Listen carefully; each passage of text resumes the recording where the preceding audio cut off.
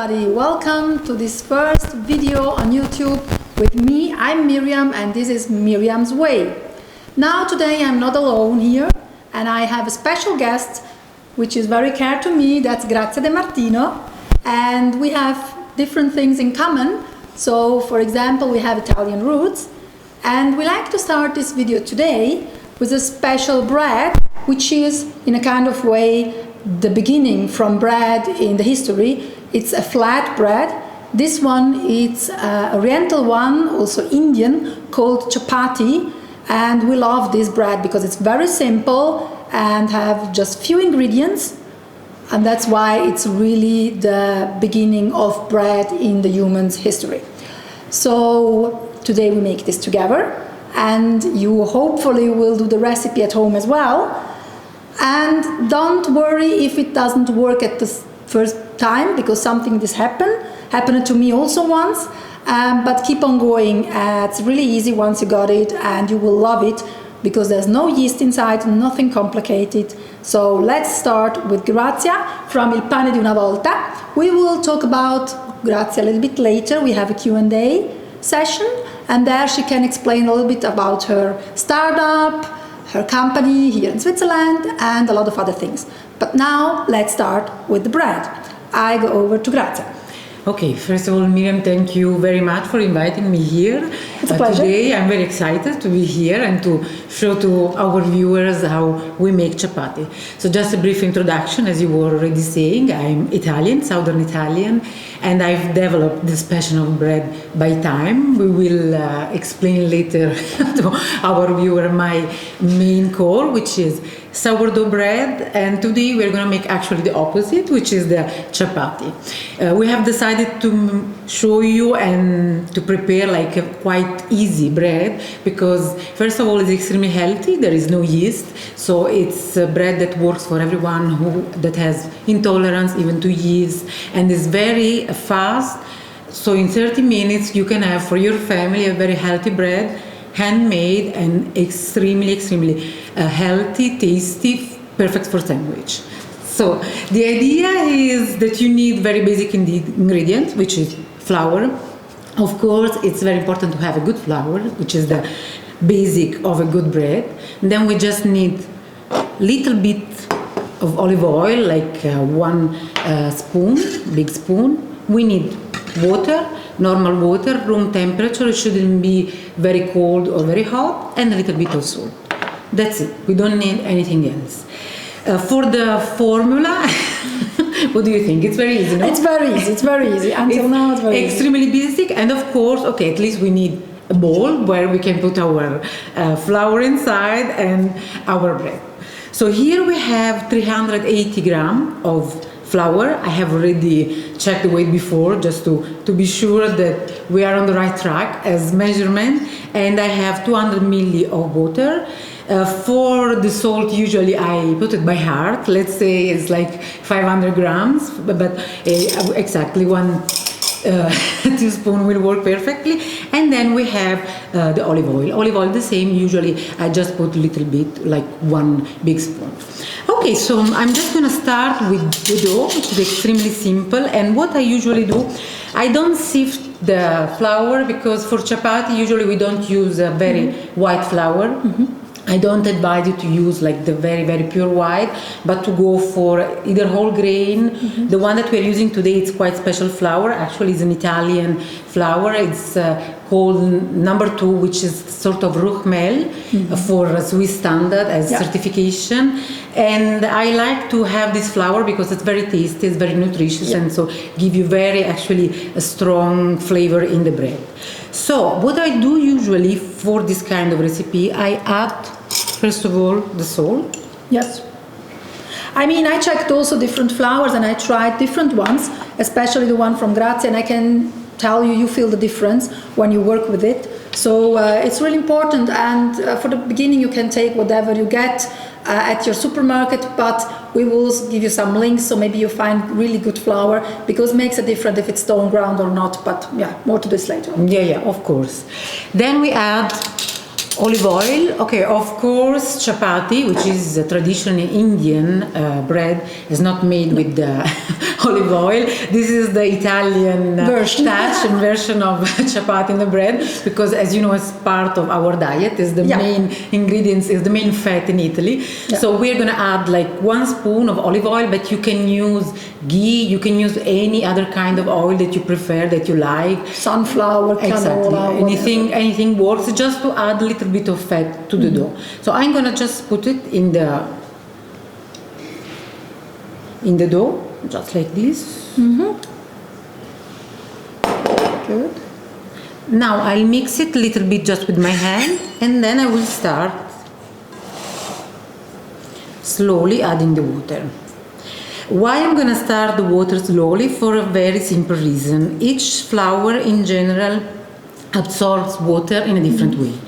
So it's always better that you don't put all the water together, because the flour that we're using today most probably is different, is not the same of the one that you will be using at home. Yes. So it's better that then you focus, once I finish the dough, on the consistency, and I will show you how it should be the consistent. And for me as well, usually I always adapt the water even by day, because unfortunately the flour can change depending on the humidity, on the weather, on the temperature. So just try to feel the dough and try to understand while you're kneading slowly if you need a little bit more or if it's enough. What is important, you should have a dough that it's easy to work, to make you understand, like similar to pizza dough. It shouldn't be very wet, but shouldn't be very dry as well. So now I'm going to add a little bit more, and actually I think here we will need a little bit extra, as you can see, because this is just plain water from the tap. So here we have very good water quality in Switzerland, but in case you can also use a filtered one if in your country it's different, so no worry. Just room temperature, that's enough. Not much, not maybe cold from the fridge or so. It's better to have room temperature, I think, for the dough. Room temperature, like from the tap, is absolutely fine. What is important, of course, is exactly how is the water. If it's a clean water, like here in Zurich, you don't certainly you don't need to add anything. In Italy, for example, in my area, I prefer usually to take the bottled water. Your area is? I'm in the south of Italy. I'm from Salerno. And so this is why. Yeah, because water quality in big countries changes from the region a lot of times. So could be in one region better, depends from the water where it comes. So you know better what's your surrounding and what's the water quality. So adapt it. Feel free to adapt. Okay, now at this level, Miriam, if you don't mind, I just need a little bit of flour, because I'll go and fetch it. I want to now just work it a little bit on the working top. So we have also the chance to show the packaging here. Yes. So we can see from, we can have a little glimpse on the flour. This is a very special flour, which is coming from Piemonte. The company is called Mulino Marino. It's actually a family that they are like milling, I think, since 300 years. And they are keeping this tradition of the stone ground flour, so they mill the flour with the stone. Of course, as of now, the stone milling is improving in terms of technology, so it's a flour which is washed and purified before the stone milling process. And the main characteristic is Italian. They produce all their flours in Piemonte, so it's even for you, that you are here in Switzerland, I will say it's quite sustainable in terms of transport, because it's not flour which comes very far away. So this one is an organic one, because we both choose to have organic products. We love it. So if it's possible, we suggest it, but like I said, it's up to you. This is an organic one, farina biologica, and this is the tipo 2 for the Italian people watching. So a really nice one, and I think you feel the difference if it's stone grounded or not. For me, as I'm not a super baker like Grazia, but I felt the difference definitely when I was using her flour the first time, comparing to my one, which was also an organic one. You need more? No, thank you very much. So let me put it Now, our aim here is to have a clean table. So as you can see what I'm doing, I'm just working really good. now finishing to work the dough. You shouldn't overwork it. The point here, we just want to have a dough which is elastic but quite dry, and when you do a good job, usually you have to end up with clean hands and clean table. And wash your hands before starting. That's very important. Of course, that's absolutely the basic to start. So the idea is now we use it just like a sponge, of course with a clean working top. Here we are using steel. We are in a professional kitchen, but at home, I mean, you can use wood, you can use anything. Yeah. As long as it's clean, it's fine. It's clean, and that's it. Now, once we reach this level, we don't really need to overwork it because we don't have yeast here, so we don't need to proof the dough. At the end of the day, this dough will not grow.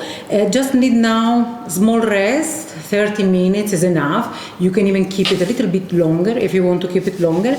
So we just can do like this. Like we put it here. We put the bowl on the top. Wait for maybe so you can see it better, and we leave it to rest for 30 minutes. You don't even need a wet cloth or so, like some people are used to do. And anyway, sometimes people say, oh, then I need a wet cloth, then I have to dry it. There's a lot of extra work in my laundry. Well, actually, look, I usually at home have some, I bought once these shower caps. There are the one to throw away, but there are also the one you can wash. And I love them because they fit on all my bowls. I can always reuse it, and some of them have also fancy colors, so they look good. And with the ribbon around, they fit to every bowl. That's perfect. I mean, the idea is just that it doesn't get dry, so you can keep it however you want. You can put a little bit of olive oil if you want. You can put just the sealing film to protect it, wet towel, anything that keeps it moist, so it doesn't dry. Because if you keep it outside in the air, then it will get too dry, and you will not have a nice result. Well, these videos we are going to do in the future as well, more of them. They have all proposed to be very sustainable. So that's why I try to give you a lot of tips how to avoid plastic if you don't really need it. I mean, there are things, they are hard to beat. The plastic, happens sometimes, really you need them. But still, there are more and more things you can use, like these wax wrappers and so on.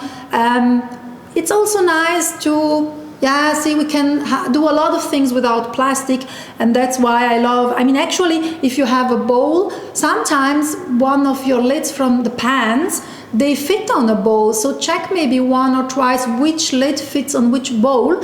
You don't even have to use the plastic, the cling film. So try, this is a video serial like about trying to do things different, to think out of the box maybe sometimes, and this is a lot of things in your daily routine that you can try to think out of the box. Why not? So do things different, that's okay, why not? And do it yourself. Do it yourself, not always buying expensive stuff. There are things, they are very, very good, and in this episode we will show you later a really cool machine. Actually, it's a machine to cut vegetables, fruits. You can cut also meat and cheese. And bread. And bread, especially good bread. And she's working without electricity. So there are a lot of cool stuff which is without power, more handwork. And maybe there you could invest a little bit more money because it's a long-term thing. This machine, for example, will be working for the next 30 years if you treat him well, which these days, it's not that easy to find something like that. So save money in things you don't need, to use the money in things where you can say, wow, that's really something good and it's long-term use.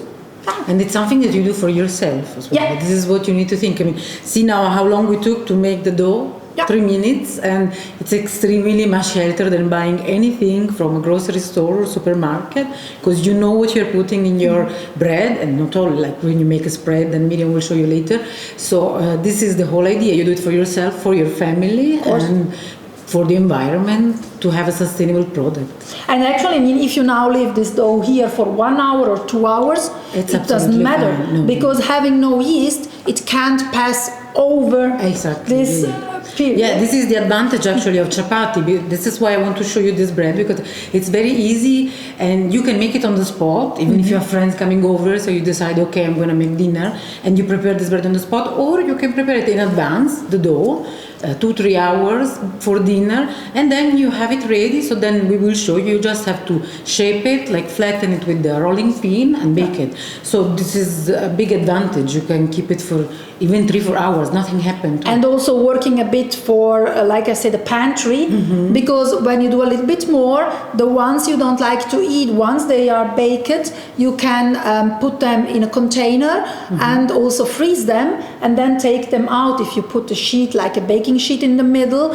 which you later can reuse for baking stuff because it was not cooked, then you can take them out twice, 2 pieces in the evening when you like, or in the morning. Oh, tonight will be nice to have chapati. We take 2 pieces out of the deep freezer, and in the evening when you come home, they are ready to use. You have bread ready at home. And this makes life really easier, and if everybody's busy, that's not a bad thing. Particularly when you have children. Exactly, because we both have children, and we know it could be very busy with all the programs they have during the day. They're always starving as well. Always starving. Especially when they get over this 12, 13 years old section. We like to use this time. We're not waiting here for the bread. We use the time a little bit to show you then a next recipe when Grazia will bake also 1 or 2 chapatis. But now we like to move over to the session Q&A, where she's talking a little bit more about her and her business, of course, and I have a lot of questions about that. So if you allow me, this is the advantage actually of making bread at home. Then you get some time back for yourself, so you can use it while you wait to read a book, to do some drink work, to drink a coffee, so you can get some time back while you're waiting for the resting time. Or doing something else. If you like to do now a curry, you have 30 minutes, which is more than enough to do a quick curry. And now in the meantime, you can do the curry, prepare it, or take a shower, whatever you need in the moment to do. So and 10 minutes more or less really doesn't make a difference here. So that's a really easy recipe. Okay, so we'll see you in a while. In a while. See you soon. Thank you. Let's go and fetch tea. Ciao. Ciao. Welcome everybody. Here we are back for the Q&A session with Grazia De Martino, which is my guest today. And if you can see, we are very, very flexible people and try to be creative. So this microphone, you can see, it's a homemade special. Okay? That's well. So welcome back now. And we like to know a little bit more about Grazia De Martino, which is a very person I like. We together tried also some project here in Switzerland. Well, about Grazia, she will now tell us a little bit more about herself, and we are very interested because she offers also some services, and that could be very interesting for you. I hand it over now to Grazia. So Grazia, dimmi un po' di te. Grazie Miriam. So thank you very much to inviting me again here. And I will tell you briefly, I have a quite bit strange background, I will say, for people to understand. So I'll try to make it short and sweet. I'm Southern Italian, as I have already mentioned before, but I prefer to define myself more as Mediterranean. Because I lived most of my life, like I will say now, more than 15 years in Middle East. I have a bachelor degree in Arabic language and master degree in Islamic studies, so nothing to do with baking. and exactly. And then I developed my passion mainly even for Italian food in general through my work, because I got a master degree in trading in Middle East. And I got the possibility to work with the Italian Chamber of Commerce in my area. And I started working in trading and export and supporting small and medium companies from my area, because, in Campania we have lots of small farms. They produce mozzarella, tomato, olive oil. So what happened that I moved at the beginning for work to Dubai. I was going quite often for exhibition until I decided to move. I got the opportunity to move through the Chamber of Commerce and to create create like a channel, a branch office of the chamber in Dubai, which was mainly focusing in food. Cool. So in import-export of food. This is why food has always been there as a passion. So then I slowly developed this passion, and I continue, first of all, of course, my job, until I became a mother. Now, motherhood took me a little bit far away from business, because I was quite young and in an environment where it's not very easy, I will say, to be a mother and working mother, no family, nothing. So I gave up on my job. Okay. And I dedicated time at the children for a while, and then a good friend of mine, her name is Annie, she gave me her mother dough, her lievito madre. Okay. This donation was for me a huge discovery, because lievito madre for me it was just like, you know, finding my time back in this time that they are quite confusing for women when they become mothers. So I started taking care of my children and my mother dough, my lievito madre. Her name is Granny, actually. She's here today with us. And I started slowly developing this passion while I was in Dubai. I was there. Actually, my husband is Palestinian. We met in Dubai, and we lived quite long of our time there. And in Dubai, it became already a sort of business in a way that I started running workshops, classes for home baker, passionate people that they want to learn how to make sourdough at home. Then I moved to Zurich, a decision as well because of the children, because we knew that here the quality of life is much better, and I decided to take it even to a more professional level. Yeah. So I became a chef meanwhile. I have like certification as a professional chef, and I started developing much more the technique about sourdough. So as of now, I have my production. I produce the bread once per week. Okay. And you can, for example, order the bread on Wednesday for collection delivery. On Friday, I have activated an online shop where people can order the sourdough bread. And this is still like a side business because the main activity is the workshop. Yeah. I work in partnership with Mulerama. I've been working with Miriam as well for quite long in events.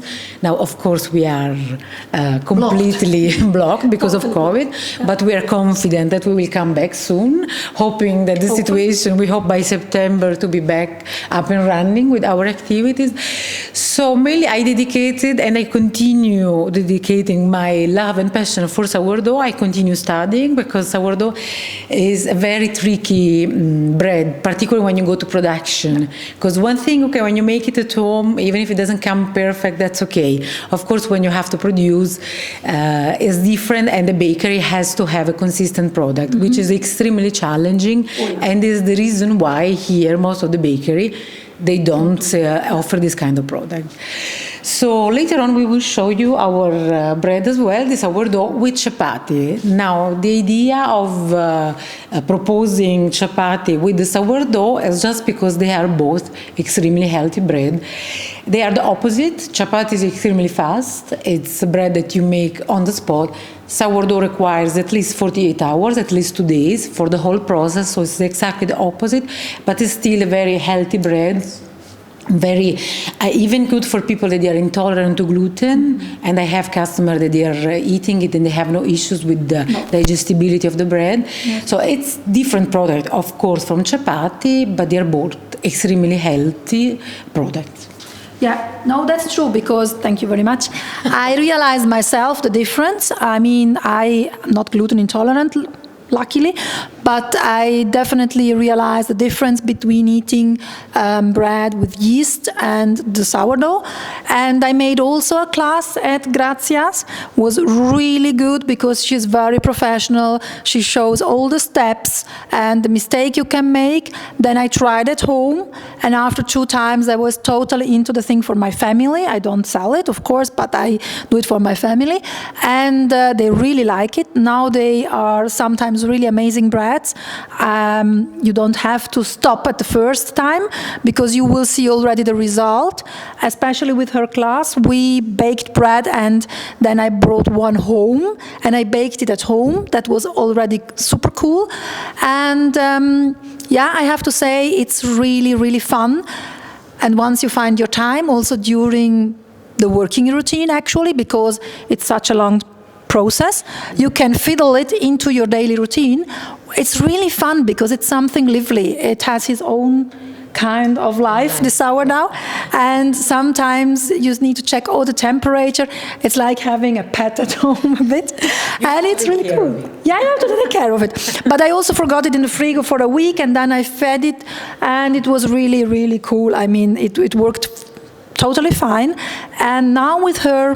Sourdough actually is very international. Once I did on Instagram, I posted post asking how you say sourdough to different people, and it came out extremely interesting that sourdough exists everywhere. Cool. And it's mainly the way how bread was made all over in the world, so which make us in a way very similar. And even in my classes as of now, both in Dubai and in Zurich, I had people from completely different nationality, like from Japan to Russia to Ukraine to Middle East, and all of them, when you were trying the bread, they were having this feeling of going back to their childhood, their memory, because before there was, yeasted bread started like 60, 70 years ago when they started extracting the yeast. Mm-hmm. So before it was sourdough everywhere, and this is actually the thing that I really love about sharing this passion about the bread, because people, they get along, even if you have completely different nationalities, 10 of them, they click back to these memories and their childhood, which is it's important for me because it's the emotional part of baking, which is even, I think, a nice process for all of us. And now we're always up and running, jumping here and there, and we never have time to do anything. We never have time to step back a little bit and cool down. So this is why the idea of home baking, it's linked particularly to the emotional part, the memories, and it's something very international, I will say. And that's a good thing. That's a really good thing, because there are a lot of things that binds people, that bring them together, and I think that also through cooking and food, that's the greatest way to come together. And now, as with the COVID situation, you have a lot of changings going around, but you have always to see the positive thing. I mean, I also see the negative, but I try to focus on the positive. As hard as it is, this is something that's really important. And food, and the people started to cook more, to bake more, and now with these possibilities we have to be online from different countries, we can share food, recipes, and YouTube videos in the last 10 years, they grow so high. The amount of videos you can download about food, you have an access to a whole world of food, which is really nice. I think that's combining. I love Indian food. I love super Thai food. Me, myself, I'm eating vegetarian and vegan, so I can exchange anytime meat and other products. But I love this international cuisine, and in my events, we worked together already last year and the year before. We cooked really international, and with Grazia, we had this oriental touch. Really, not only we can do the recipes and they are nice, but we can feel it, because she can also talk stories about the period she was traveling and living there. So this is something that brings people together. They show that we have so much in common than flatbread, like chapati, tortilla, piadina in Italy. The piadina is that thing, and the pizza came from the flatbread as well. Flatbread, no? Yeah, it's all one world. So actually, it's just other grains and things like that. But the basic is flatbread, and that's something we have all in common. Like DNA, actually. It's one of the older things. And that's why we decided to do this recipe for you today. Yeah, and we met 2 years ago, I think so, yeah. And we had, from the beginning, this passion for food, sharing food and showing people, because, eating food, of course, and showing people how to do things. And a lot of people tell me always in the events, in the classes, oh, but that's so difficult, the cooking, and so time-consuming. I said, no, start from the basic and then go over once you're ready for it, because so much things are really not time consuming. It's just a time of organization, and that's also one thing I will show you in the next videos coming up. How do you save time and how do you avoid mess in the kitchen? But now we move to the chapati, so stay tuned. We go back to the kitchen, so stay with us.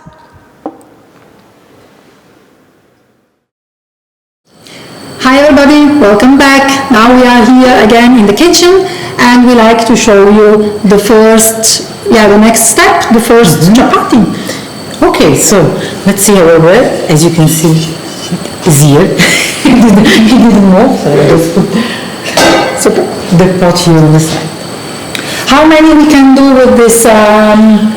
Depends from the size. Yeah, with this formula, usually I do 70 gram as a size, so you can make around 6, but you can decide if you want to make it bigger, like around 100, so you have a bigger bread, or you can make it 50, so they will become smaller.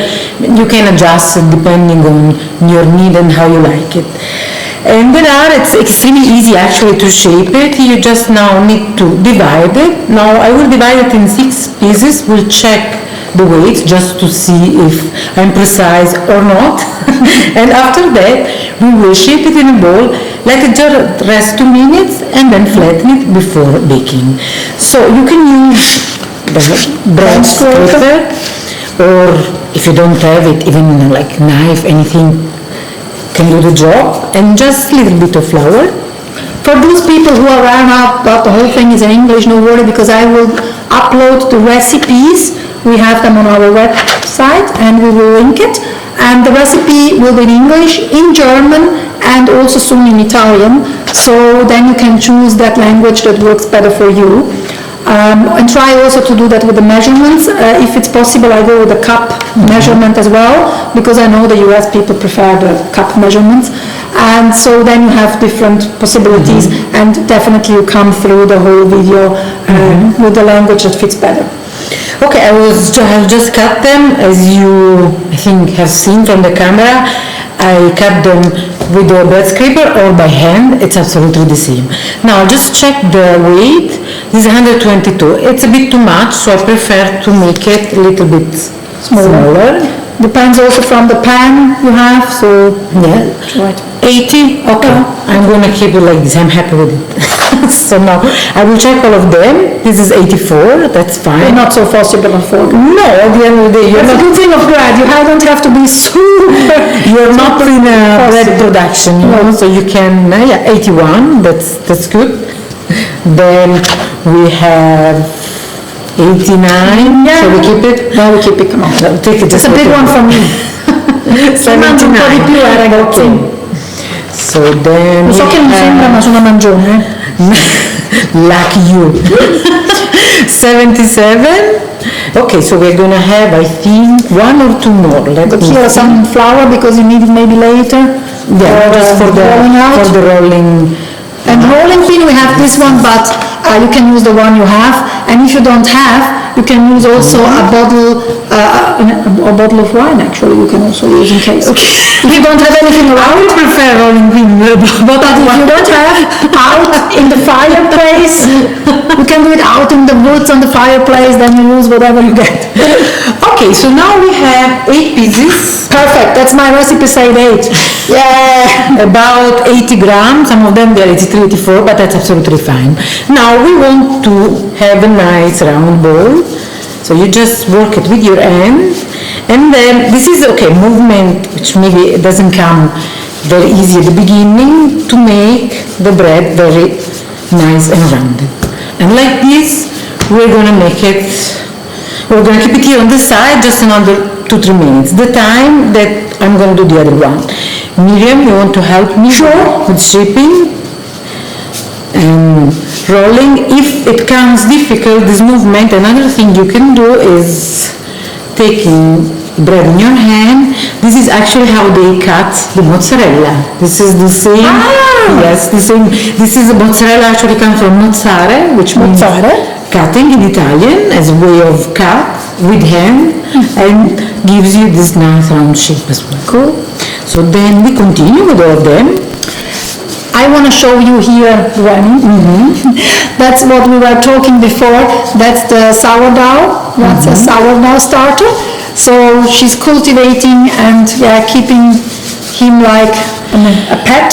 Yes, now she is 8 years old. She is 8 years. Yeah, she's granny. She's a lady. Female. She's 8 years old, and she's actually almost my daughter's age. Oh, so cool. My daughter, she's 9. And that's a cool thing. Think about that. You can have it for years and years, and if you're very good, you can also give it over to your children's. See? Yeah. See bubbles here, really nice. I just fed it now before coming to get. And actually about the feeding, I mean you can, once your favorite flower is out, you can use another one. So actually it's not, it will be maybe reacting very fast to one, a bit less faster to another one, but it will definitely work, so that's no way. Yeah, absolutely. And then you need to think I was in Dubai, then in Jordan, then in Italy, then here, and she's been coming with me in all my process, traveling, and I've been changing flowers from Middle Eastern flowers to Italian to Swiss flower, and it's very international. It's very international. Okay, so now our nice bowl, they're here, and I will start flattening the first one. The mattarello italiano, l'ho preso in Italia. Mattarello italiano. That's an Italian one. So this is purely Italian made. Now usually what I do, instead to start flattening immediately, is just I help the dough a little bit with my hand, and then I start flattening and I turn it, because I want to keep the round shape, otherwise it's very easy that you will lose it. You can make, with the family, you can make a challenge who has the nicer, more round, more even looking, whatever. Okay, I'm happy like this. Usually I don't make them very thin. So what's about 2-3 millimeters, something like that, you think? Yeah, 2 millimeters. Yeah, it's good. Now I will start heating the pan. Now let's go to the baking. You can bake it in different way. The easiest way at home is using a non-stick pan. This is a tefal, or can be even one for crepe. Works very nice for chapati. So you just heat it without any fat. You don't need olive oil, you don't need butter, because the bread doesn't stick. And I'm gonna now put it on. We have induction here, so just to know. We have induction now. I'm on 7. I'm going to wait a little bit more, that gets very warm, and then I will put the bread. It's important that it's warm, otherwise the bread will not bake properly. But as always happened, the first one is the test one. So that's all. The first one, we see how it comes. If I see that it's baking too fast, it's burning, or it's baking too slow, then I will adjust the heat. Another option that you have if you want to make chapati is to make it on the gas, if you have it at home. So you can bake it straight away on the fire, which of course might be a bit maybe scary for some people, but it actually works very nicely, perfectly for this kind of bread. I will not advise you the oven, because this bread gets extremely dry.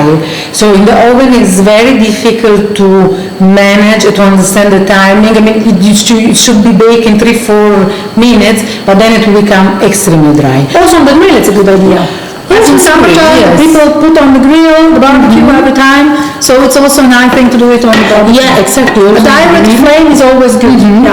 Because think about in the past, they used to do it on a firework and on the fireplace, and they had also stones around, so they put it on the hot stones, just like they do sometimes still now in Egypt. Once we were in Egypt, they did it like that. So really, it's not that you need an ultra complicated infrastructure for this kind of bread.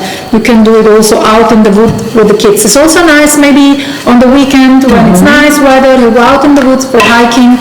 Maybe it's also a nice thing. And the dough can stay in your backpack for 1-2 hours, doesn't matter, so it's really easy to carry it with you. And then you can bake it.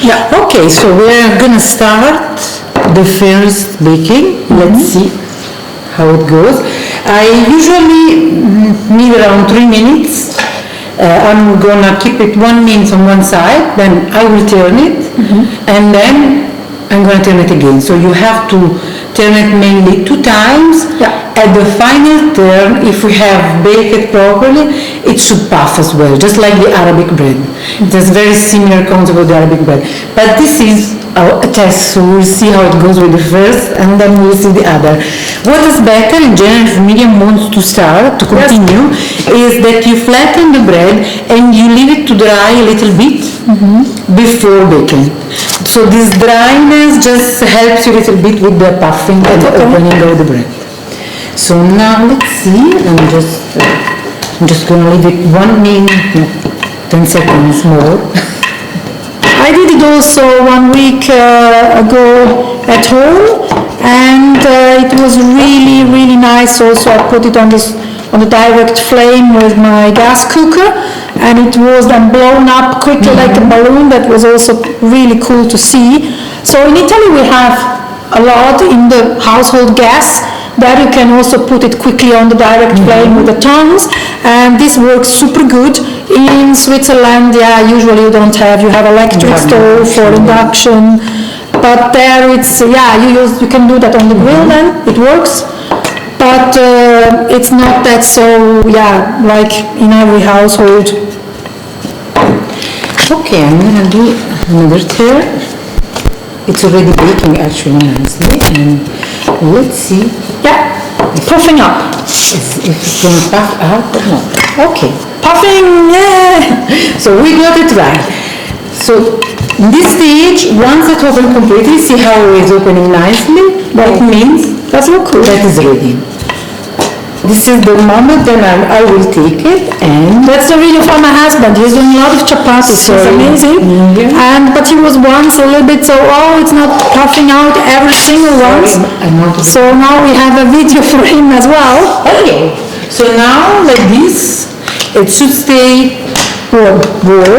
You shouldn't absolutely keep it outside, because this bread doesn't have yeast, doesn't have fermentation, so it gets dry immediately.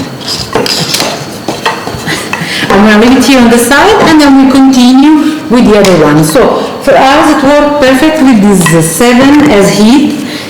Of course at home you need to check. You need to try depending on the pan that you are using and depending on the stove how strong it is. So if you see that it doesn't come immediately, don't give up, just change the heat, go a bit lower or a bit actually stronger, and the result will come. So I'm going to continue. You want to turn here, and we'll change. And it's very easy even for the children. You know, my son do it as well with me. He loves it. He loves the turning and puffing. Yeah. So it's absolutely a nice, fun activity for the children. Yeah, the period. My son loves to be in the kitchen with me all done, but yeah, maybe they come back. You never You know. can convince him. You never know. I can take your son. Oh, okay, you want to shift? You want my daughter as Bring him well? over once in a while to cook with me. Yeah, actually yesterday he did crepe, you know, because they taught him in the school how to make it, and he wanted to show me, so he did it. So cute. Sono dolci. Yes. E poi passa in veloce l'età che dopo non sappiamo. ma forse Federico è diverso. Ma vedremo, non lo so. Okay, so this is fine. Now we have. No, don't turn it too many times. Troppo nervosa questa ragazza qui. It's bad because the point is that you're losing the heat. The That's moment true. that you, so just wait. Once you see the bubble, now I think you can tell. Now you turn it already. You did already. See now, it's burning a little bit. Let's see if it opens. Maybe I go back to No, wait, it is open. But go back to. It's coming. To see. You shouldn't. No, leave it. You shouldn't turn it. C'è un po' troppo nervosa questa ragazza. No, because you have to give the time to the bread to cook. I'm not patient. When you reach to this level, it's ready. And this is when you can make a nice. No, you don't need to turn it again. No. Take it. Io Okay. Sorry, I use my hand, but I'm absolutely. cucino troppo. Just medium. You put it one. Okay. You keep it here. 1 minute. Turn 1 minute, and then last minute. Always too fast. We are too much in a hurry. She's the patient one. I'm another, But this is the point. Sourdough. That's why I told you, this slows me down. Teach you lots of patience because you don't Yeah, it always, definitely does. you don't always get it right.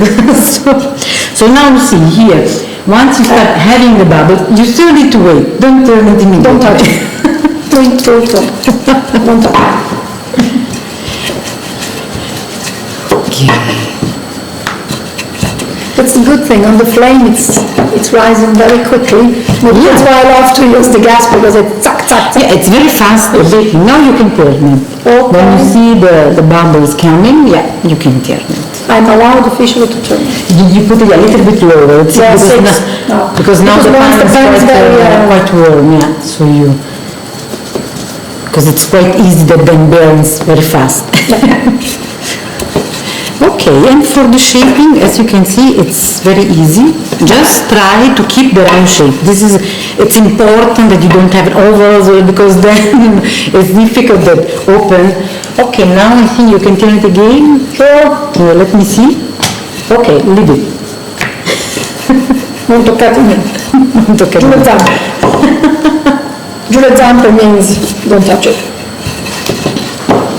Yeah, a little bit. No, it should be. At home I have a traditional one that is actually from Jordan, from Amman. It's very scary because it's an electric one. It has heat from the top and from down, but the bread puff amazingly in 40 seconds is done. Yeah, in India they have the tawa, which is a special pan. And then it's also a little bit, it sticks a little bit, but then you can turn the whole pan, the whole tawa. Okay? You can go. Yes. Perfecto. Next one. Very nice. I'll give you this one. Try to bake the one that you have flattened before, so that they are already becoming a little bit dry in this process. So put them in a row, so you remember, okay, this is the one I flattened earlier. Because it makes difference, even if it doesn't seem. The good thing is with the tawa, they say don't put oil and anything, because the bread sticks a little bit, and then if you have the flame, like the gas in Italy, you can turn really the pan, you take it and you turn the whole pan, so the other side goes straight on the flame, and then it comes away from the pan in the moment when it's really ready. That's the Indian tawa, and that's really cool. It's kind of an iron cast, but it's not non-stick, it's really something I think it's really more for chapatis. For the curries it doesn't work, but that's a cool thing. Yeah, I think I saw it once in a documentary, and it's mainly for bread. Yeah. It's purely for the bread. Okay, I think now we can turn. Let's see. Okay, thank you, Miriam, for your help.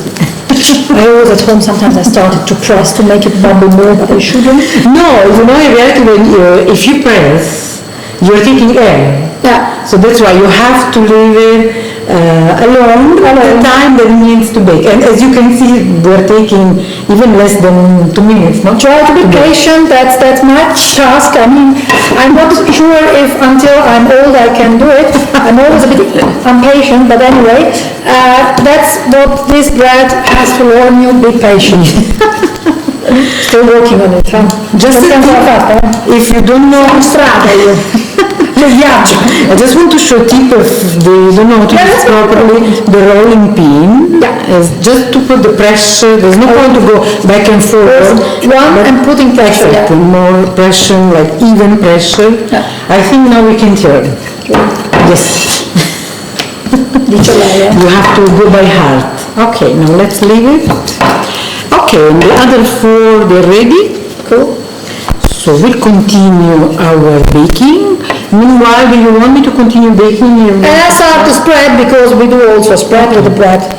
Actually, this bread is perfectly to be treated as a pita bread. This one has a pocket, so then as you can see, once open completely, you can mainly open it. Now we will show you how to do it, and you can put inside anything you like, even meat if you're not vegetarian, or veggies, anything you like, just to have a very nice home bread. It's really nice, really, if you do also a filling, inside, because then you can also grab it like this and go on the go. So it's really, really cool bread, and even for the children, if you want to make like at home, it's for the for the znuni. Esatto, for the cleaning, you can fill it, really stuff it with things you like best and what your kids like. You can also actually stuff it sweet. I mean, you can put little apple slices inside, you can put a chocolate spread inside and some banana slices. So this is really a base for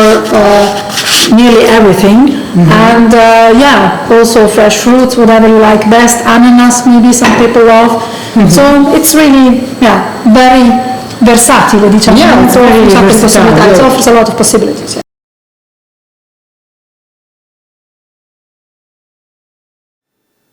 Hi everybody, welcome back. Now this kitchen part here is getting tighter. We have now here still Grazia from Il Pane di una Volta, and you see here her lovely beautiful sourdough bread, and we have Franziska from Herzberg here. So let's cut this beautiful bread, but is there something to say about it? Yeah, I just want to explain you, Millie, the sourdough bread is, as I was explaining before, the opposite of chapati.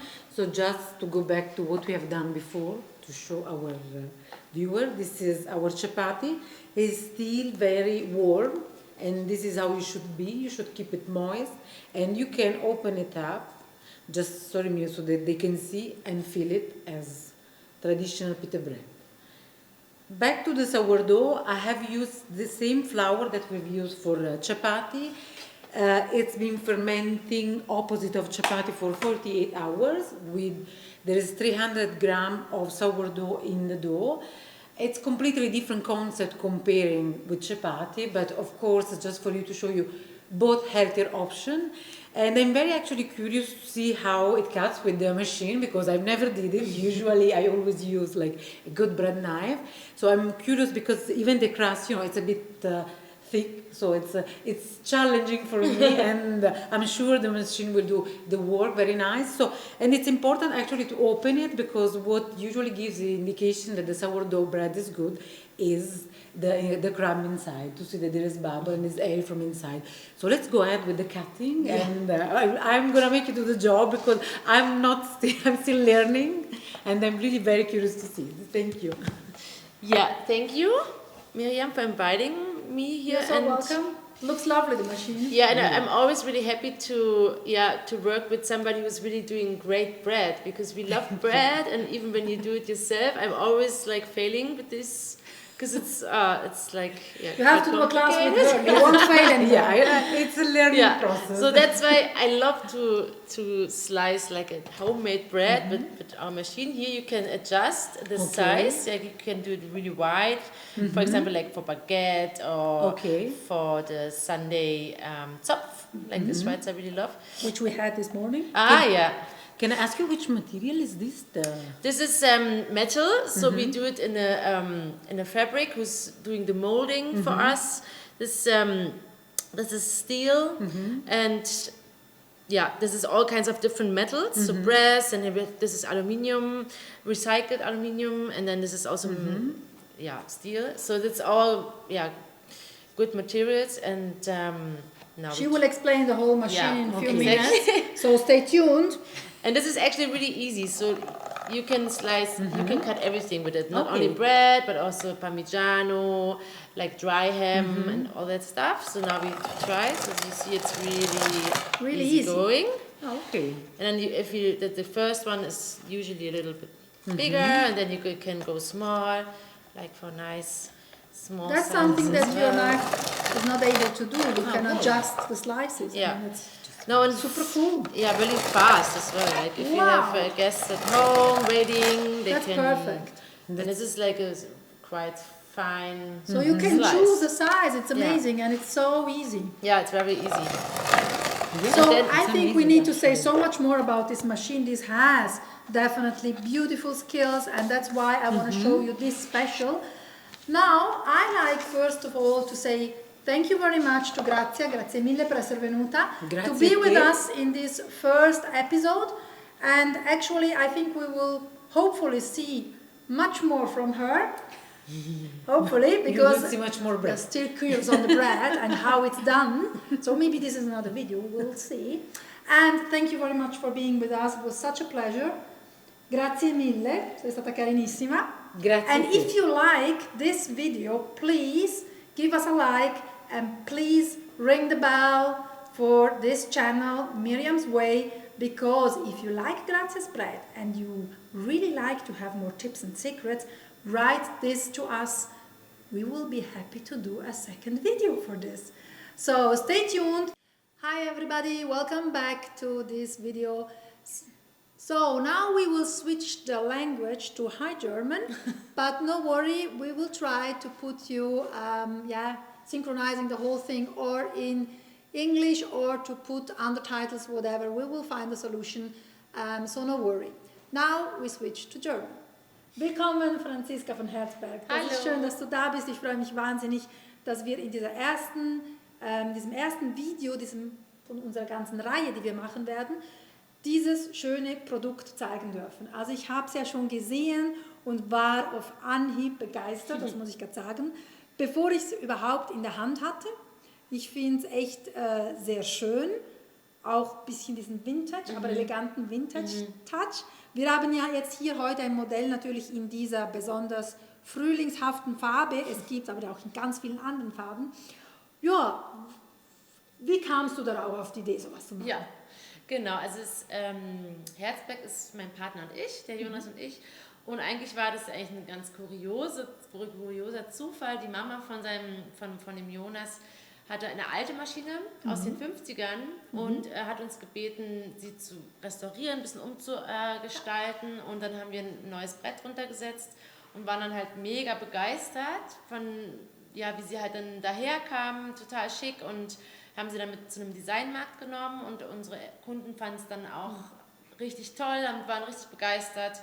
Wir haben mega gutes Feedback bekommen und haben dann halt die ersten 1,5 Jahre alte Maschinen gesammelt, ganz viel auf Märkten, Antiquitätenhändler, online, und haben die dann restauriert. Und jede ist ja natürlich auch ein bisschen anders, jede funktioniert anders.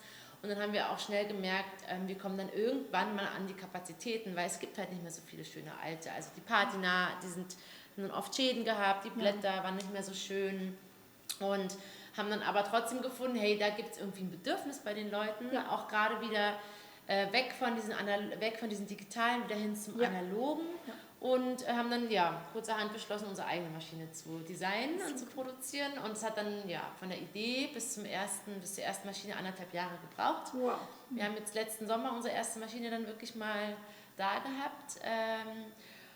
Und es war auf jeden Fall ein Staffellauf, also waren viele Hürden dazwischen, Hindernisse, aber letztendlich sind wir echt happy, und wir haben viele kleine Manufakturen mit reingenommen, Familienbetriebe. Wir fertigen eigentlich nur in Deutschland und in der Schweiz. Super. Und es war uns auch wichtig, dass es halt wirklich hier bei uns passiert, wo wir auch die Nachhaltigkeit irgendwie gewährleisten können, und auch die Materialien waren uns mega wichtig. Wir wollten nichts mit Plastik, wir wollten halt hochwertige Materialien. Das Holz ist aus der Schweiz, das wird alles hier gefertigt. Dann haben wir eben hier die einzelnen Teile, also man sieht das jetzt gar nicht, aber das sind wirklich 30 kleine Einzelteile. Wow. Und das heißt, es sind auch dementsprechend einige Fertiger mit dabei, die dann mit drin sind. Hier auch der Griff wird gedrechselt. Dann haben wir, das wird auch gegossen, das ganze Gehäuse ist gegossen und dann eben mit so einem umweltfreundlichen Pulverlack überzogen. Also es gibt eben nicht nur das Mint, sondern auch hellgrau, schwarz, so ein schönes dunkelrot, so ein Bordeauxrot und weiß natürlich, der Klassiker. Klar. Und wir überlegen jetzt, ob wir dann auch mal so Saisonfarben machen. Ja, genau. Irgendwie gab es jetzt mal eine Anfrage für British Royal Green, was ja auch echt ganz speziell ist. Ganz elegant. Auch mal machen. Dieses schöne dunkelgrün, ne? Ja, genau. Genau. Vielleicht mal rot oder so. Genau, so knallrot oder auch so ein bisschen was Kräftigeres. Ja, auf jeden Fall hatten wir jetzt das Brot, ne? Wir haben es auch immer oft getestet, und was aber auch eben bei uns nochmal ein wichtiger Punkt war, was es bei den alten Maschinen nicht gab, ist, hier gibt es so ein magnetisches Krümelfach, und es fängt dann eben die ganzen Krümel auf, die kann man dann bestenfalls zur Spüle bringen und dann so rausleeren, und dann hast du eben nicht immer alles überall am Tisch. sondern es wird hier aufgefangen und... Ach, sehr schön. Und die Saugnäpfe, damit man es wirklich richtig positionieren kann? Genau, das hält auf allen Oberflächen, also nicht nur auf Stein, sondern auch Marmor, Metall oder auch auf Holz, mega gut. Ja. Das sind wirklich sehr gute Saugnäpfe. Und es ist jetzt auch nicht ultra schwer, also man kann sie wirklich sehr gut hochhalten. Häufig hast du so schwere Dinge, dann magst du es nicht mal groß bewegen. Genau. Ich bin ja so ein Putzfan, total Putzfimmel zu Hause. Und dann kann man es schnell hochheben, drunter putzen, wieder hinstellen. Genau. Muss ich auch sagen, ist ein echter Vorteil. Und was ich natürlich ganz besonders toll finde, es ist auch mal was ohne Strom. Ja, weil Steckdosen sind dann mal schnell irgendwo, auch in der modernen Wohnung alle und immer alles mit Strom. Auch mit den Kabeln, das ist einfach auch hässlich. Hässlich, ist so schön, dass sie einfach nur so stehen kann. Man kann die auch, jetzt im Frühling haben wir es auch öfter gehabt, so im Garten, so ein Buffet, Freunde eingeladen und dann kann man da alles schnell mal aufschneiden. Jeder hat auch Freude dran, da mal selber Hand anzulegen. Eben, dann musst du nicht in einer Steckdose im Freien suchen. Genau. Das finde ich eben auch super. Ja. Auch für, sage jetzt mal, jemand, der einen Foodtruck hat, der so Sachen macht, der auch ein bisschen Outdoor arbeiten möchte, da ist man eigentlich frei. Absolut. Und ihr habt ja wunderschön hier auch das Logo eingelasert. Ja. Das ist super schön. Und unsere Sendung geht ja auch darum, dass wir Sachen zeigen für einen nachhaltigen Lebensstil. Ja, das geht auch hauptsächlich darum. Wir versuchen ja auch plastikfrei, so gut wie es irgendwie geht, zu arbeiten. Und da passt natürlich dieses Produkt einfach perfekt rein. Weil eben, man kann Strom sparen, sogar Solarpanel sparen.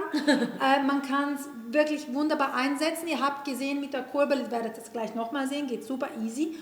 Und ich finde auch die Materialien hier, wenn jetzt jemand sagt, ja, ich schneide jetzt da Zwiebel und möchte nicht, dass es aufs Holz geht, dann kann man ja drunter kurz ein Stück Papier hinlegen und dann fällt halt die Zwiebel aufs Papier und den Rest kann man dann nachher demontieren und waschen sauber, das ist überhaupt kein Thema. Man kann auch, wenn man jetzt zum Beispiel eher fertige Sachen hat, kann man auch mit einem ganz einfachen Fünferli, also ein Fünfermünz, das Drehbad aufdrehen und dann kann man die ganze Klinge rausnehmen. Das geht mit einem...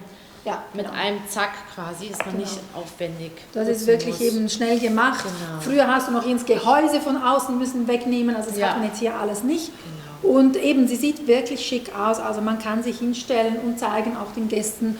Das sind dann bei häufig mit diesen anderen Sachen, die sind nicht schön, wirklich nicht schön. Ja. Das steckt man dann eher wieder am Schrank. Eben, oder? Genau. Ja. Und dann ist es noch schwer und dann hast du noch ein Kabel und ach Gott, das nimmt kein Ende. Ich muss sagen, also das Produkt hier überzeugt. Und wir werden jetzt auch sehen, es geht relativ schnell von der Hand. Also. Was wollen wir denn noch schneiden? Wir haben ja schon das Brot gezeigt, wir können aber gerne auch, wir haben es ja hier schon mal vorher schön, die verschiedenen Scheiben, wir haben auch eine größere, eine dickere gemacht. Also das geht wirklich wunderbar. Jetzt könnte man eigentlich den Käse. Ja, wir können jetzt den Parmigiano. Also ich empfehle immer meinen Kunden, dass man jetzt nicht so einen fettigen Käse, also Brie oder irgendwie so, weil das bleibt natürlich dann eher am Schneidblatt hängen. Ne? Das kann man auch gut noch von Hand machen, denke ich. Ja, eben. Also das muss man auch nicht so fein machen. Aber so Parmesan. Ich habe jetzt einfach mal Parmigiano mitgebracht, weil der einfach auch schön für einen Salat, oder? Da kann man ja auch so feine Scheibchen... Genau, für Carpaccio oder was auch immer gerade. Carpaccio oder Salat. Und das kann man dann lieben. Da kann man es ja auch mega fein. Wie gesagt, man kann damit auch Trockenfleisch schneiden. Das war eben auch in der Schweiz ja einer der Ansprüche, weil wir immer als zweite Frage bekommen haben, kann man damit auch Bündnerfleisch schneiden? So, mit den alten eben nicht so gut. Und mit den neuen, weil die halt eben jetzt alles Universalklinge. Und da kann man eben wirklich von ganz harten, wir haben auch Kürbis schon geschnitten, so als Kürbis-Carpaccio. Und Rotkohl und so kann man auch mega gut schneiden. In Italien ist es halt der Bresaola von der Valtellina und so. Und hier ist es halt dann das Bündnerfleisch, aber am Schluss Also ganz schöne dünne Scheiben kann man da schon machen. Jetzt haben wir ein bisschen Mehl auf der Fläche, das hat man dann, wenn man sie positioniert. Geht, sonst warte ich hole mal ein feuchtes Tuch. Warte, hier ist noch was. Dann können wir noch die Saugnäpfe noch mal. So. Das können wir jetzt auch noch rausschneiden, wir sind ja nicht live. Ah ja. Also können wir das Ganze noch mal machen, das ist der Vorteil von heute. Ja. So. Also kann man sich schön festdrücken und dann haben wir da... Und jetzt sieht man schön, wie man hier Parmesan super schneiden kann, super schöne dünne Scheiben. Also ich muss schon sagen, dick, dünn, da geht viel. Und jetzt ist ja so pflanzlich total im Trend. Also kann man jetzt im Grunde genommen auch da eine schöne Randenscheiben machen und so. Also das Genau. ist jetzt wirklich schon Schön sehr dünn. Ja, sehr dünn. Das ist jetzt super für Carpaccio. Kann man auch Chips draus machen. Parmigiano-Chips ist eben auch mega fein. Wir Oder haben eben auch schon Kartoffeln, dann kann man Chips nachher. Kartoffelchips, Süßkartoffel hatten wir. Sehr schön. Oder Apfel habe ich eben auch mitgebracht. Genau, jetzt nehmen wir nämlich gerade noch da den Apfel ins Spiel. Kann man eben auch noch. Wobei, wir können zuerst die Peperoni nach dem Käse gleich, dann neutralisiert es das Messer noch ein bisschen. Genau. So, da geht es eben auch echt fix. Also Genau. kann man einfach so Verschiedene durchschieben. Wow. Super. Also das ist echt klasse, ich muss schon sagen. Zack. So Das ist gut. hat Da man... macht das Schnippeln, also da kann man auch... Ja, für den Salat, weil dann für den hast du diese Salat. Raffeln da, dann meistens hast du nachher trotzdem die Hände verraffelt und dann musst du die Raffeln noch, das ist meistens aus Plastik, nachher irgendwie noch, gut, die kann man in Geschirrspüler, wenn Gott will, aber die Messer von den Raffeln, die werden dann in der stumpfen Geschirrspüler. Also hast du, ich mache da mal noch schnell für dich da hier die Peperoni-Reste ein bisschen weg, so. Super. Und gleich geht's weiter. Genau. So, jetzt mit dem Apfel. Sehr schick. Dünn, dick. Genau, wir können auch noch ein bisschen dünner schalten, genau. So. Wow, guckt her. Das schön, kann man fast hindurch sehen.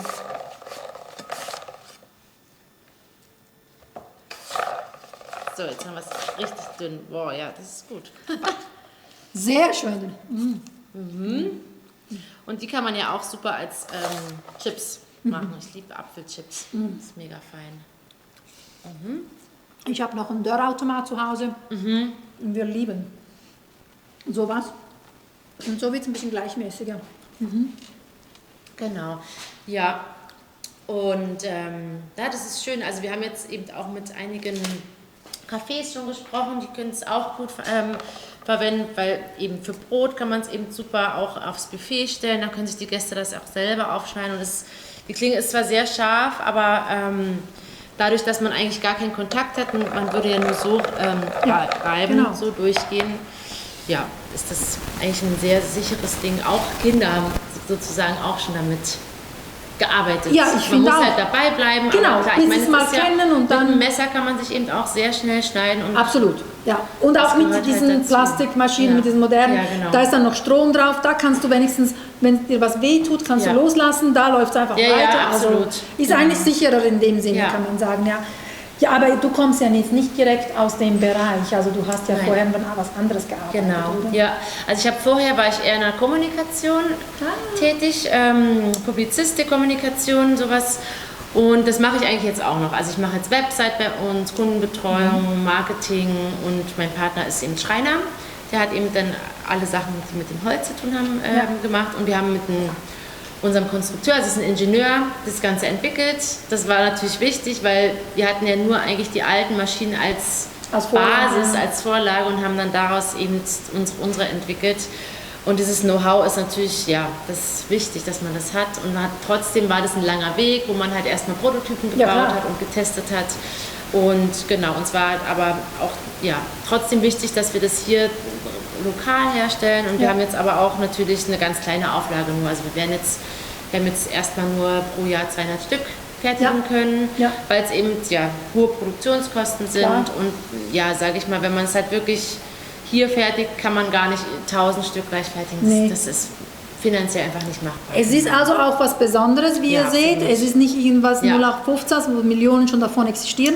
Hier kann man wirklich sagen, ich kaufe mir was es auch im Moment limitiert gibt. Ja. Und wo man sagt, doch, ich habe was Tolles. Und die Firma ist ja hier im Kanton Zürich. Ja. Das heißt, wenn was ist mal und man wirklich was reparieren müsste und man kann es eben selber natürlich nicht, ich bin jetzt auch nicht so begabt, dann hat man hier direkt den Support. Absolut. Und für die halt von unterwegs sind, die können es ja immer noch einschicken per Post und dann kann man, oder das Teil, man kann es ja demontieren, das ist auch super und vielleicht sagen, ich schicke jetzt nur die Scheibe an, mit der ich habe was Dummes gemacht. Ja, es gibt auch 3 Jahre Garantie, also wir haben es extra noch mal ein Jahr länger wie gewöhnliche Küchengeräte, weil wir sind eigentlich davon überzeugt, dass es ich finde auch, lange hält und eigentlich an die nächste Generation am besten genau, es ist zum Weitervererben, finde ich, ein schönes Stück.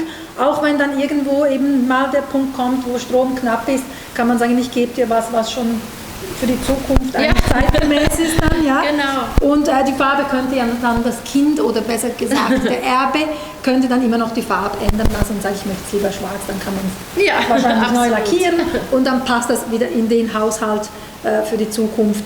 Ich finde das echt, muss sagen, ein sehr schönes Produkt, wo ich finde, doch, also da hat jetzt Design, die ganze Handhabung, weil auch die Kurbel, die geht wirklich sehr fix. Ja. Also da muss man jetzt nicht irgendwie mega Muckis haben hier. Das geht recht gut. Also bei allem, sogar beim Brot und beim Käse haben wir gesehen und auch beim Fleisch noch mehr. Ein Produkt, das so wirklich mit so vielen Teilen, das sieht man echt gar nicht hier, was handwerklich solides ist, in der Schweiz gemacht. Man muss jetzt natürlich auch sagen, wenn jemand das in Deutschland oder in einem EU-Land bestellen möchte, dann ist das noch möglich vom Versand her, das geht noch. Und für Länder, die außerhalb von der EU sind, da müsstet ihr direkt anfragen, gibt es meistens auch eine Lösung. Portokosten und Zoll könnte ein bisschen teurer werden, aber wie gesagt, es gibt nur 200 Stück davon. Also es lohnt sich auch was, da investiert man doch was in die Zukunft. Es ist nicht wie bei anderen Maschinen, wo nach 2 Jahren die Garantie hin ist und dann müsst ihr dann selber gucken oder ihr landet im Kundendienst in der Warteschleife. Ja. Und wenn ihr Glück habt, können die vielleicht noch mit euch kommunizieren, vielleicht aber auch nicht. Und es heißt dann ja, die Garantie ist halterlich, sorry. Ja. Und dann technologisch seid ihr völlig hinüber, weil ihr habt davon vielleicht keine Ahnung, so wie ich. Ja, dann sitzt ihr dann da in Unterhosen. Ja. Das ist hier nicht der Fall. Das ist, was man auch noch in 3-4 Jahren wieder updaten kann oder reparieren kann, wenn ihr was Böses damit gemacht habt. Das sind jetzt letztendlich eher wirklich so feine mechanische Sachen. Also man kann die Schräublis auswechseln, man kann das Blatt, das ist auch ein Solingblatt, ne? Das ist eine hochwertige deutsche, deutsche Stadt, wo halt die Klingen hergestellt werden. Und das kann man auch mal ganz schnell austauschen. Man kann auch das Holz mal abschmirgeln, wenn irgendwo was Böses passiert ist mit einem Kratzer oder mit was, dann kann man es halt, wie gesagt, abschmieren. Im schlimmsten Fall könnte man einfach den Unterteil auswechseln, nicht die ganze Maschine. Das sollte eigentlich nicht passieren, aber man kann es ab und zu mal ölen. Nehmen wir mal so in der Routine. Genau. Ja, dann schon. Aber wie gesagt, es ist wirklich was man stückweise auch im schlimmsten Fall wirklich reparieren kann, was nachhaltig ist und was einfach ganz toll aussieht, das muss man auch ganz klar sagen. Vielfältig ist, eben Outdoor nutzbar, ohne Stromanschluss. Ja. Also ich sehe da im Moment echt nur Vorteile. Und ich glaube jetzt, wo das Upcycling und einfach das Nachhaltige endlich salonfähig ist. Und das bleibt auch dieser Gedanke, es ist nicht nur ein Trend bei den Menschen, sondern das wird mehr und mehr auch ins Bewusstsein kommen, weil eben man auch merkt, die Ressourcen sind halt eben nicht endlos.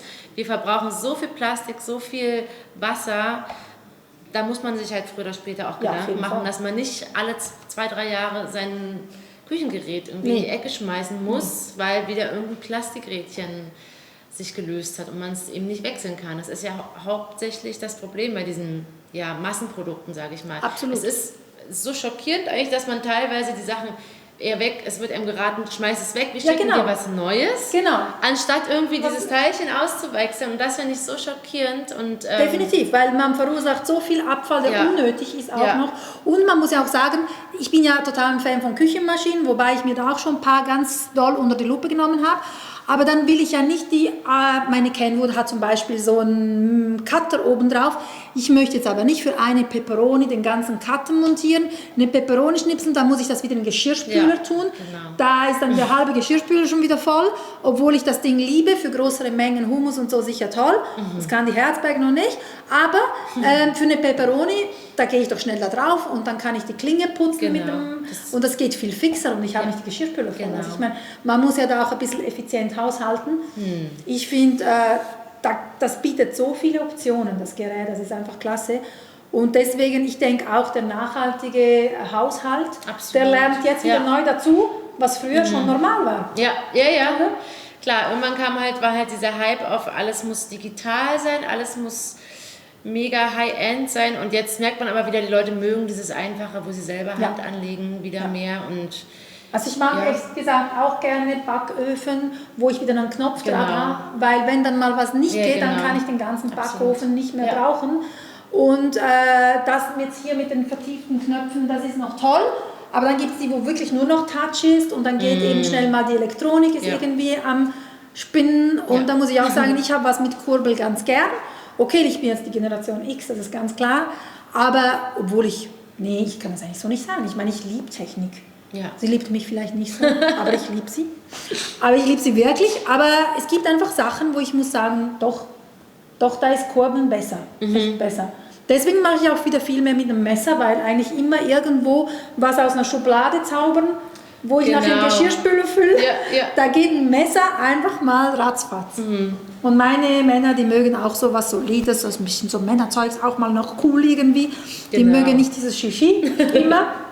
Wir wollen jetzt auch noch eine, sage ich mal, eher, ich würde jetzt nicht sagen männlich, aber eher eine maskuline Maschine machen, und zwar die dann mit gebürstetem Edelstahl daherkommt. Ganz toll. Genau, das kam bei den Männern auf jeden Fall sehr gut an. Wir haben ja bis jetzt so alte Vintage-Maschinen auch mit diesem gebürsteten Look, dieses matte Edelstahl-Look, und ja, das ist super, kommt mega gut an, und da sind wir jetzt dran. Aber da müssen wir eben nochmal komplett neu anfangen, weil die wäre dann quasi nicht mit Lack beschichtet, sondern wirklich pur Edelstahl. Und ist dann schon nochmal... Sehr männlich. Sehr männlich, aber sieht ja sehr schick aus. Also das ist ja auch gebürstet, ne? Das ist schon schick. Sieht schon, finde schon, sieht toll. Ja. Es ist eigentlich sehr modern, ich finde es auch minimalistisch, das mag ich so ganz gerne an Dingen, allgemein. Und es macht aber wirklich einen schönen Eindruck. Also wenn man Gäste hat, kann man es theoretisch für Leute, die einen langen Tisch haben, direkt so aufstellen. Ja, das ist einfach voll ein Hingucken. Ja. Gut, ja, dann würde ich sagen, wären wir fürs erste Mal durch. Super. Schauen wir mal, was wir jetzt euch sonst noch alles bieten können. Aber ihr habt gesehen, dieses Modell gibt es in diversen Farben, ist ganz toll. Ich empfehle euch wirklich noch eine zu ergattern, weil 200 Stück sind schnell weg. Ja. Aber jetzt gibt es ja noch einen Trick. Also wir können euch dann noch ein bisschen was anbieten. Erstens mal möchte ich euch in Zukunft noch mehr von ihr zeigen, was sie alles kann. Und jetzt fürs Erste, für die, die schon wirklich überzeugt sind und denken, jetzt, ich brauche das Ding, das sieht mega cool aus, die können noch ein paar Stück zu einem vergünstigten Preis. Ja, den Code kann ich auch gleich sagen, wenn sag du ich, möchtest. sag ja. Und zwar, wir haben uns überlegt, weil das letzte Jahr ja für alle kleinen Designer und Produzenten sehr herausfordernd war, wollen wir den Code gemeinsam 2021 euch geben. Das unterstreicht eben auch nochmal, dass man sich vernetzen soll, dass Zusammenarbeit wichtig ist, gerade bei so kleinen Herstellern oder kleinen Unternehmen. Ja. Und eben, wir sind ja auch darauf angewiesen, dass man jetzt zusammen schafft und sich unterstützt. Und auf jeden Fall. Eben deswegen auch richtig cool, dass du uns hier eingeladen hast, dass wir uns hier präsentieren können. Und genau, wollte nochmal den Code 2021 geben. Genau, und weil ihr seht, es ist wirklich ein schwieriges Jahr und ich denke, jetzt hält es zusammenhalten, ist gut für kleine Unternehmen und wir glauben auch gegenseitig an die Produkte. Deswegen zeige ich euch auch dieses besondere Produkt, weil ich finde es echt toll und es ist einfach was mega Schönes. Mega Schönes. Ich freue mich auch schon, wenn ich dann eine bei mir zu Hause aufstellen kann. Also, Chance nicht verpassen, Code benutzen und tut euch was Gutes, weil das hält wirklich lange. Das ist gut investiertes Geld. Ja, in ein Startup, in gute Qualität und was nicht so schnell kaputt geht. Danke euch. Danke euch. Ciao.